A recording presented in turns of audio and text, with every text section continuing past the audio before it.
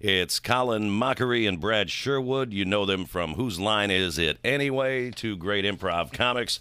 And Brad Sherwood is on the line. Hi, Brad. Welcome to The Drive, man. Hi, Brad. Thank you so much.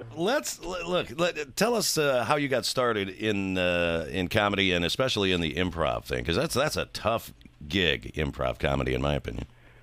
It's our superpower. So it doesn't seem that difficult to us, but Right. we understand that everybody else thinks that it's a magical skill. Yeah. I just liked making people laugh. I had funny relatives. My grandpa was really funny, and I watched The Honeymooners and Andy Griffith's Show and Carol Burnett when I was growing up, and that just made me laugh. And I wanted to make people laugh because I liked the way I felt. And then I just sort of found improv along the way when I was in college and when I moved to Los Angeles.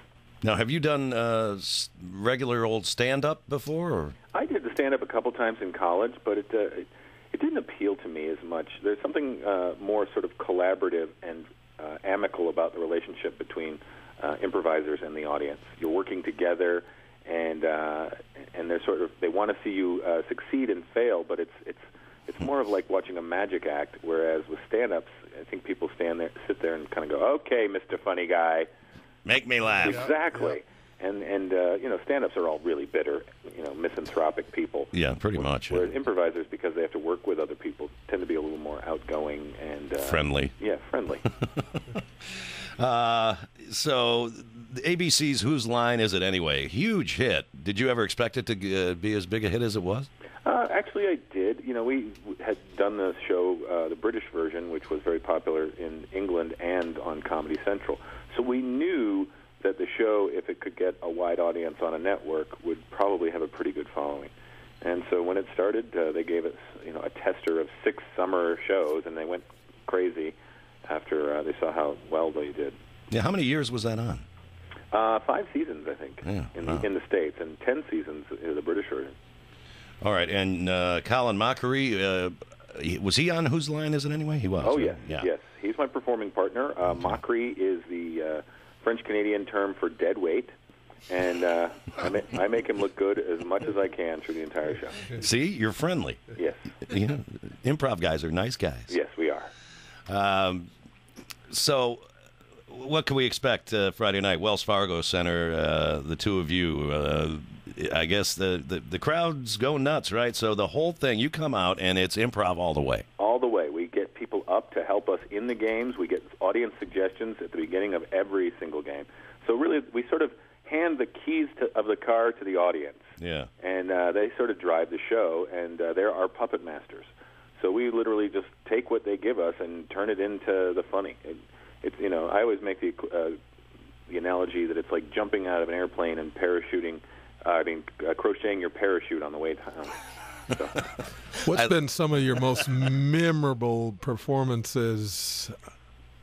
The funny thing is because you're on instant processing of the material, it's so hard to remember what even happened in the show. Like if you came up to me right after the show and said, "What happened?" We're almost like clerics in a seance. We're not in the room during all the magic, and then everybody else remembers what happened, and we sort of come out of the trance. And I can understand that. Yeah, absolutely. Yeah. It's just because you're on instant output and input. And on your website, it says you've made numerous appearances and sketches on The Tonight Show with Leno. Yes. What's that all about? Well, I actually haven't done it in a while, but when Leno first came on the air, I was on pretty much every night. I was doing all the different sketches. One of the jokes that we had, which was a running bit, was that as incentive for him to do the show, they gave him a personal butler or valet. So I was Jay's personal valet, and I would sort of come out in the middle of the show and hand him the comedy bits or do a shoulder massage while he was interviewing a guest, sort of getting in the way but trying to be really helpful. I do remember that. That's right, yeah. Yeah. How have you ever done, or is it possible to do, live improv with a crowd solo? It is. You still need someone to sort of call the shots. There are certain games that you can do that are completely self-sufficient without a second player. But there's something about the give and take that you need to be sort of having a conversation with someone to react to. It's kind of like sword fighting without another person. Yeah, not nearly as much fun. Yeah. You could basically improvise a stand-up act. I guess you could do it that way. Yeah. Because I was thinking of maybe having some callers call in and throw some stuff at you to improv. That has never worked. Yeah, that in the back of my mind, that's what I was thinking. That's why I wanted to bring it up first before I just went and tried it. Yeah, you can actually look on YouTube. There was I did some morning TV talk show. Yeah. And they said we have these ideas in a hat that we're going to throw at you, and you can just throw out a one-liner based on these ideas that the camera crew wrote. And I was like, it's not going to work. And they were like, oh, well, then maybe we won't do it. And we started doing the thing, and they said, okay, we're going to do this thing.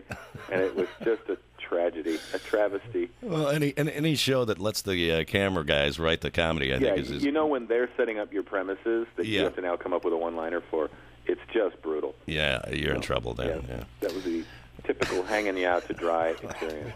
We're talking to Brad Sherwood. He and his partner, Colin Mocharie, will be at the Wells Fargo Center this Friday night.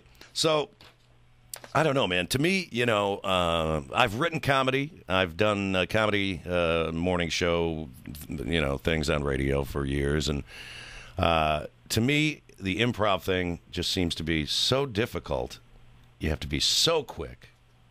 Well, it's really only our only marketable skill. And, you guys are doing improv on the radio all day long. Yeah. And I did it at the city council for 4 years. Yeah, Lee was on the city council for 4 years. That explains the potholes. Yeah.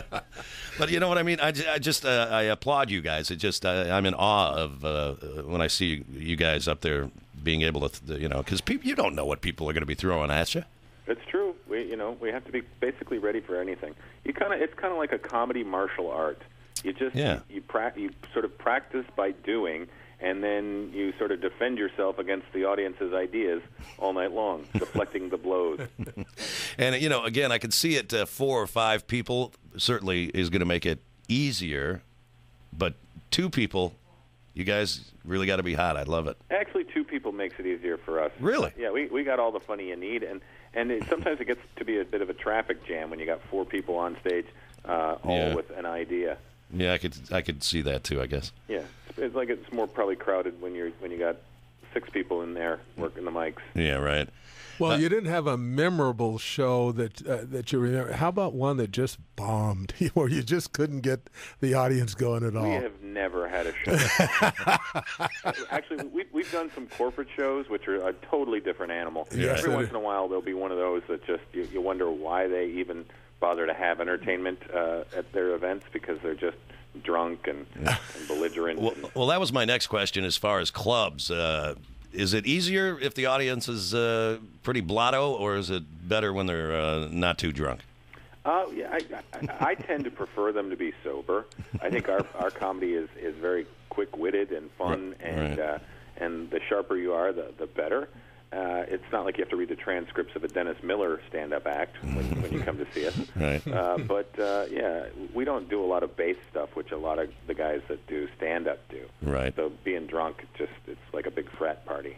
Yeah, I know. And then if you're a drunk audience member in an improv thing, it might go right over your head at the moment. Yeah. And then on the way home, you're driving and you Laughing. go, I just got that. Yeah. Tell us quickly just a little about, since he's not with us, Colin Mocharie. Where did you guys meet? Well, we met actually. I worked with his wife on a show millions of years ago, but then we started working together when we were shooting Whose Line for the British version about 17 years ago. Wow. Yeah. So you guys have been pretty much together since. We have. We're almost inseparable. In fact, I have a restraining order against him.